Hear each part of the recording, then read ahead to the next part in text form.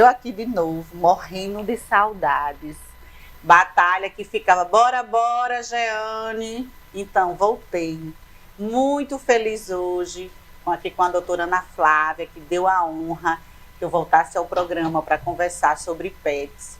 Ela que é uma mulher maravilhosa, que cuida dos animais, que está assim, com grandes projetos. Nós vamos conversar agora, eu quero apresentar a Ana Flávia. Ela vai contar um pouco da trajetória dela e depois nos contar os planos e algumas dicas legais para os nossos bichinhos, né? E aí, Ana, tudo bem? Bom, Jeane? Me conta aí, como é que você entrou, como é que você começou essa sua história toda com pets? Então, assim, eu fui a criança que sempre quis ser veterinária. Assim, eu vivi a minha vida toda o sonho de criança, né? Ser veterinária. E eu cheguei lá. E aí, quando eu cheguei lá, eu acabei entrando pelo lado do mercado pet. A relação homem-animal sempre me encantou, né? A forma como a gente se entrega para o animal e como a gente vê ele se entregar para a gente também é muito bonita. Então, isso sempre me chamou a atenção. Eu acabei entrando pelo lado do mercado pet nesse sentido de entender como ele funciona comercialmente, né? Como é que é uma palavra forte, mas como é explorada comercialmente essa relação e como eu poderia entrar nesse mercado também. Então, eu passei aí 2 anos trabalhando exclusivamente com o mercado pet, com lojista, entendendo como é que funciona o mercado. Depois, eu entrei para a parte de clínica médica domiciliar, para poder prestar o serviço domiciliar para os animais, né, e para os seus tutores. E agora, eu estou no processo de abertura do meu pet shop, né, que é o Lau Pet. Que nome lindo, Lau Pet, adorei. Agora sim, gente, a doutora entrou em contato com a empresa Fibertech, querendo explorar mais a questão da lei, né? Porque em Parnamirim agora já é lei. Eu fiquei muito feliz. E aproveitando esse gancho, você que é de Parnamirim, ou aqui mesmo do estado do Rio Grande do Norte, que queira conversar sobre pet, que tenha seu negócio, que tenha vontade de vir aqui conversar, explorar isso, para que as pessoas conheçam o seu trabalho, entre lá, mande mensagem, tá? Que ela mandou uma mensagem e eu já está aqui conversando comigo. Então, vai lá, faz isso. E aí, voltando, doutora, pelo que eu entendi, a senhora atende hoje a domiciliar até a estrutura do seu próprio ambiente. E aí, quais os serviços que você oferece hoje domiciliar? Hoje, consulta, avaliação médica para emissão de GTA, vacina, exames de uma maneira geral. A gente tem a vantagem do atendimento a domicílio para animais que são muito reativos a consultório, né? Animais que são muito estressadinhos, são muito tímidos. A gente sabe que tem alguns animais que têm o processo até do transporte para o pet shop, para a clínica veterinária, é estressante. Então, se a gente pode minimizar esse estresse e tornar o momento da consulta o menos estressante possível, a gente faz no atendimento a domicílio. Então, hoje a gente traz essa possibilidade para o mercado, né? Então, assim, se eu precisar de um atendimento, dependendo do meu pet esteja, eu ligo e você só atende na região de Parnamirim ou também na Grande Natal? Parnamirim e Natal. Na região da Grande Natal, não, só esses 2 municípios. Certo. E você atende animais pequeno porte, médio porte, grande porte? Cães e gatos, todas as raças. Certo, cães e gatos. Isso. E o que você pretende assim, oferecer lá no seu estabelecimento, quando você concluir? Assim, o que você pretende? Hoje a Lau ela é focada principalmente no serviço de medicina preventiva, né, que é o meu foco no domicílio, e também na parte de estética pet e produtos em geral, alimentação pet food, pet care, né, essa parte de serviços, de produtos em geral. Focando em serviço, estética pet e clínica veterinária preventiva. Então, assim, preventiva. Existe muito essa questão dessa prevenção, as pessoas já buscam isso, você sente isso? Hoje, graças a Deus, o mercado veterinário ele vem evoluindo nessa ideia de trazer medicina veterinária preventiva. Os tutores estão entendendo cada vez mais que a prevenção ela é mais barata do que o tratamento. E aí, isso é melhor para o animal e para o tutor, né? Então, hoje a gente já tem uma procura maior pelas vacinas polivalentes, né? A gente já tem uma procura maior por exames de rotina, né? A gente tem tutores que me procuram a cada 6 meses, a cada 1 ano, dependendo do animal, para fazer um check-up. E aí, com isso, a gente consegue identificar doenças antes que elas venham a aparecer e tratar de forma preventiva antes que o animal chegue no estado crítico nos hospitais, né? E muitas vezes quando chega no estado crítico, a gente infelizmente não tem muito o que fazer, né? A luta ela é muito maior, ela é muito mais trabalhosa, ela é muito mais dispendiosa e a gente às vezes não consegue salvar aquele animal. Bem dolorosa. Quem tem pet, quem tem amor, eu que passei por isso, sei muito bem que esse programa existe, que esse aplicativo existe. Tudo foi um grande amor pela minha cadelinha. Então eu digo sempre, a gente quando tem amor, isso é o que acontece. E assim, você teve assim, já passou por alguma experiência tipo isso? Você disse que desde criança que você tem vontade de ser veterinária, que você conseguiu realizar esse sonho. Você teve alguma experiência desse sentido? Sim, eu tive 2 animais que me marcaram muito. Ai, doutora, então, se for pra gente falar pra você se emocionar tanto, eu não imaginava que fosse tanto. Eu já até superei bastante o que aconteceu, né? Eu tentei superar passando informação, querendo ajudar de alguma forma, você quer, é bem difícil, né? Assim, o processo ele é muito real. Hoje o animal, ele é um membro da família. O cachorro em especial, a gente tem estudos que comprovam que é a única espécie com a qual o humano consegue criar um vínculo tão forte quanto com outro ser humano. Então, o luto por um animal de estimação é o mesmo luto que você sentiria por qualquer parente seu. E, às vezes, quem não tem um pet não entende esse luto, né? Mas ele existe. É verdade. Eu, durante a minha trajetória, tive 2 animais que me marcaram muito. A primeira foi Laila, que é o L de Lau. Laila cresceu comigo, eu ganhei ela com 9 anos, né? E ela foi comigo para a faculdade em Areia, na Paraíba. Era minha colega de quarto. Ela faleceu no final de 2020. E a segunda foi a Amélia, né? O A de Lau também, que viveu pouco com a gente, né? Mas que me ensinou muito sobre amor. A Amélia era o melhor cachorro do mundo, era fácil amar a Amélia. Porque ela amava todo mundo. Ela chegava e amava todo mundo. Eu passei também por um processo em relação a essa questão do amor, de uma cadelinha que meu filho tinha, que dizia para ela não viver muito, porque ela tinha problema de pele, não sei o que lá. E ela viveu tanto, Belinha, chamava ela Belinha, que como o amor transforma, né? E transforma a gente, imagina os animais. Sim. E como Belinha viveu, como Belinha era feliz, como Belinha era animada, como Belinha era tudo. E acabou que Belinha, eles foram morar um tempo em São Paulo, levaram Belinha, e lá eles conseguiram fazer um tratamento que a pele de Belinha, ela conseguiu normalizar, porque ela tinha falhas na pele. E é impressionante, quando eu encontrei Belinha toda arrumadinha, Belinha, não acredito não, você é muito louca mesmo, você lutou pela vida, ainda tá bela, por isso o nome é Belinha, porque é tão feia que botaram o nome de Belinha. Botaram o nome dela de Belinha, pô, melhor desse. Mas é assim, eu acho que, eu sempre penso, esse amor é diferente, só quem tem é que sabe. Porque o animal ama de graça, ele não pede nada, você não faz nada e ele tá do seu lado. E quando você chega, um filho provavelmente ficaria chateado porque você passou o dia fora. O cachorro comemora a sua chegada.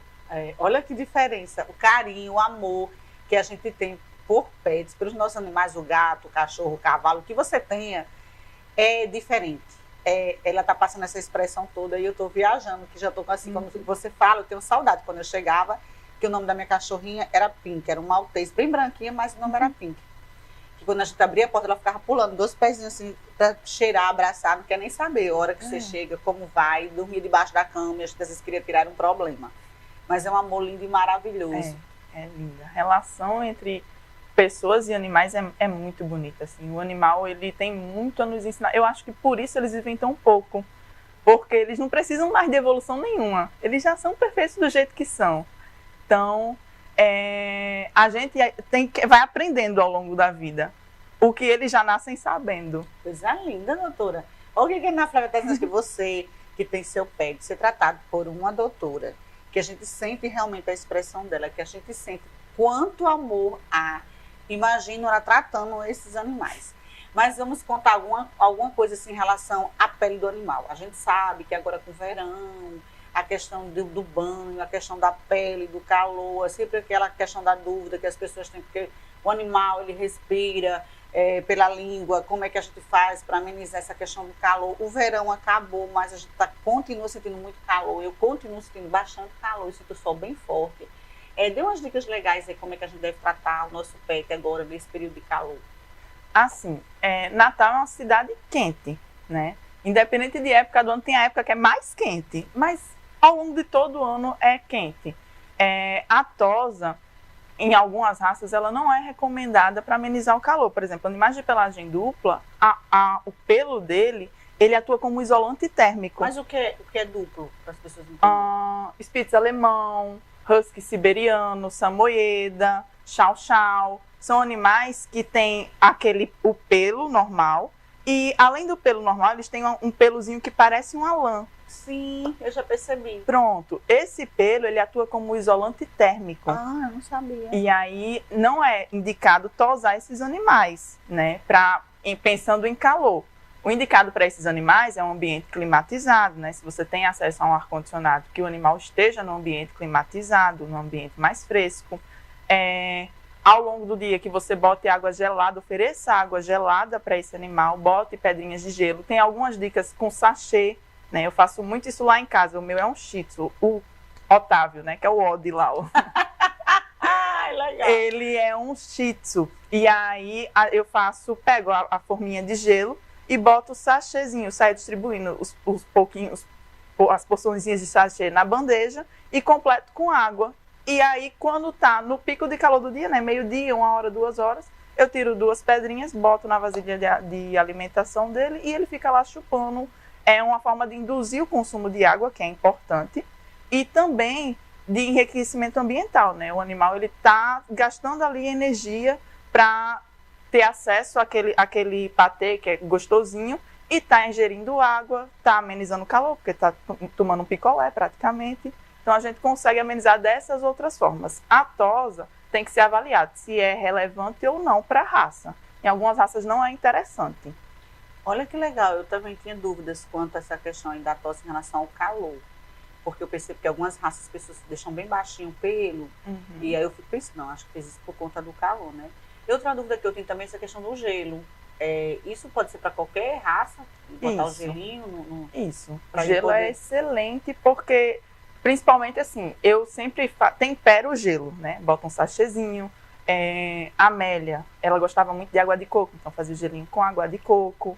Então, é interessante porque o animal ele vai passar um tempo lá lambendo aquele gelo, e isso vai gastar a energia intelectual dele, né? E também vai induzir tanto consumo de água quanto refrescar o calor. E quanto ao exercício do animal? Exercício do animal depende da raça, porque algumas raças, você pode forçar à vontade o exercício e ele vai responder, como os cães de trabalho, o Blue Heeler, o Border Collie, o Husky siberiano é um animal que tem que gastar muita energia, o Pitbull também responde bem a exercício. E mesmo com essa questão do calor? Essa questão do calor. O que você tem que tomar cuidado em relação ao calor? Horário do exercício. Sempre evitar as horas mais quentes do dia para fazer qualquer coisa com o animal. O horário mais quente do dia é o horário em que o animal tem que estar dentro de casa. Animais que sentem muito calor, que você vê que o animal fica mais cansado por calor, você botar num ambiente climatizado, oferecer água gelada, tentar minimizar o estresse térmico. E aí, em relação ao exercício, algumas raças você tem que estimular mesmo, porque são cães que precisam desse estímulo de exercício e outras não. Por exemplo, o Pug, né, que é um cão que ele tem o focinho muito achatado, dos braquicefálicos ele é um dos que mais tem o focinho achatado, né, a carinha dele é quase reta. E aí esse animal ele tem baixa resistência à atividade física, é um animal que a gente não pode forçar muito em atividade física, porque senão ele não vai conseguir respirar bem. E ele pode vir a ter algum problema em relação à oximetria, né? Vai baixar o oxigênio nos tecidos porque ele não consegue puxar esse ar e respirar ele, né? E que esse ar chegue nos tecidos, né? Esse oxigênio chegue nos tecidos de maneira adequada.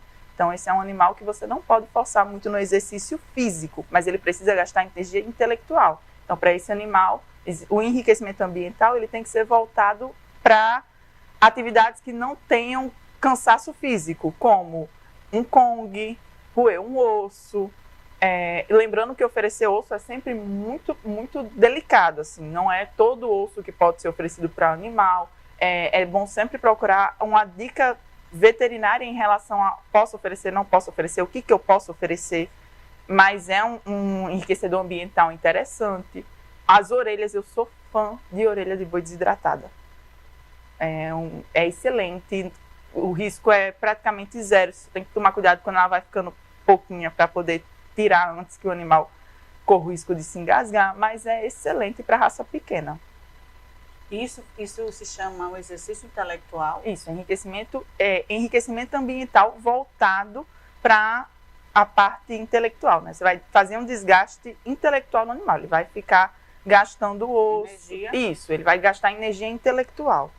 E aí isso ajuda ele a se manter um pouco em forma, porque eu percebo que esses animais chatinhos, eles são mais fortinhos do que os outros. É porque eles também são mais gulosos. E eles fazem menos atividade física naturalmente. Então são animais em que a gente tem que estar muito ligado em relação ao controle da dieta. O que acontece muitas vezes? São animais que pedem muita comida. E aí o tutor, ele tem dificuldade de negar.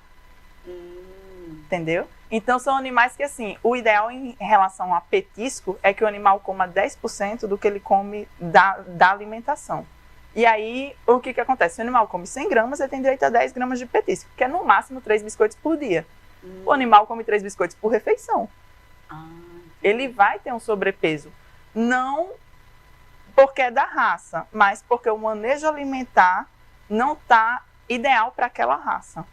Entendi, porque eu percebo que eles são mais fortinhos, têm mais dificuldade de fazer um exercício, tem mais dificuldade de andar. Aí eu fico pensando, será que é porque não faz um exercício o tempo certo, adequado?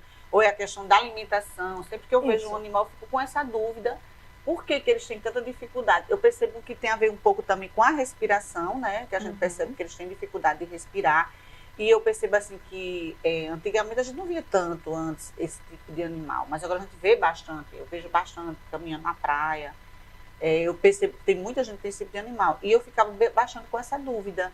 Então, e você partindo para dando esse orelha que você fala desidratada, que o animal ele fique lá em movimento. Então, isso ajuda também ele perder peso, Não. Não. O que acontece? Eu fiquei com essa dúvida. A orelha, ela é um petisco que a gente chama, ela não é um alimento completo nem adjuvante. Ela é um mastigável. O que é isso? É um enriquecedor ambiental que o animal vai roer, e a quantidade de energia metabolizável dela é mínima, né? Não chega a interferir na dieta. Agora então, o que acontece? Ele vai ficar roendo, ele vai gastar tempo, ele vai gastar, não é uma energia suficiente para o animal perder peso. Certo. Mas ele também não está ganhando ali. Estou entendendo. Ele está só... Porque na hora que ele está roendo aquele osso, ele não está ingerindo gordura, ele não está ingerindo coisas que vai aumentar o peso dele. Por o fato dele não estar fazendo exercício. Ele está ingerindo só cartilagem. E isso é uma atividade. Imagina você passar o dia todo em casa, fazendo absolutamente nada, olhando para as paredes, esperando o seu tutor chegar. Então, isso dá a ele uma coisa para fazer. É muito melhor do que o seu sofá. E a ansiedade, que eu percebo que tem muito essa questão da ansiedade do animal. Quando ele sabe que você quer educar ele, que ele pega a coleira, que ele sabe que vai ter aquele passeio, que ele sabe que vai, sei lá, ver, né, no poste, andar, ver pessoas, aquele ventinho e tudo mais. Aquela ansiedade que tá, que quando ele sai, fica um desesperado. Isso é normal do animal ou tem alguma coisa a ver em termos de educação, alimentação? Como funciona esse comportamento? Esse comportamento, ele é natural. Imagina, você pega uma criança e chama ela para o parque. Ela vai ficar empolgada. Quem não gosta, né? É verdade. Mas é um comportamento que precisa ser observado. Porque a ansiedade, como pra gente, ela tem um limite que é saudável e tem um limite que é patológico. E aí, passa a ser patológico, a gente precisa procurar a ajuda de um especialista. Muitas vezes um adestrador, e tem muitos bons adestradores em Natal, consegue ajudar esse animal. Às vezes, é preciso procurar a ajuda de um adestrador associado a um médico veterinário psiquiatra. Esse Aqui em Natal eu não conheço ainda, mas eu conheço um muito bom de João Pessoa que trabalha nessa parte de psiquiatria veterinária. E aí você precisa tanto fazer a parte de adestramento quanto a parte de auxílio medicamentoso para esse animal, para controlar a ansiedade. Então, o animal também, ele tem essa questão dessa ansiedade. Então, depende de como ele se comporta diante da coleira, como ele se comporta diante do seu dono, a ansiedade de comer, a ansiedade de ir para a rua, a ansiedade... Então, você tem que observar isso e buscar essa prevenção, essa ajuda para que ele possa ter... Isso, assim, um animal que fica feliz quando você pega a coleira não é um animal doente. Claro, eu tô falando daquele exagero. Mas aquele animal que passa o dia todo lambendo as patas, fazendo xixi onde não deve, que no dia que não vai passear também não come, esse é um animal que a gente precisa avaliar. Gente, olha, o papo maravilhoso. Já estou chegando no final, vou convidar a doutora novamente aqui ao vivo, porque é um papo tão gostoso, já estamos acabando. Mas diga aí um alô bem legal aí pro meu público, pro nosso público. Tudo bom, pessoal? Já me pegou de surpresa agora. Agora eu fiquei sem palavras. Mas não tem problema, o importante é dizer que vamos voltar, né, doutora? Vamos voltar com certeza, conversar, foi muito agradável o papo. Assim, de animais, de falar de emoções e tudo mais, eu adorei. Vamos voltar, né? Vamos sim. O que eu queria dizer para vocês hoje é que ter um animal é a melhor coisa que você pode fazer por você e por ele. Tem tantos animais por aí que precisam, que merecem uma família feliz, estruturada, que tenha condições de dar a eles todo o suporte, tanto em relação ao tratamento, quanto em relação a uma vida feliz mesmo, de um enriquecedor ambiental, de um brinquedo que não é luxo, é necessidade para o animal. Então, tenham animais, cuidem dos seus animais, vivam os seus animais, porque a vida deles é muito curta, né?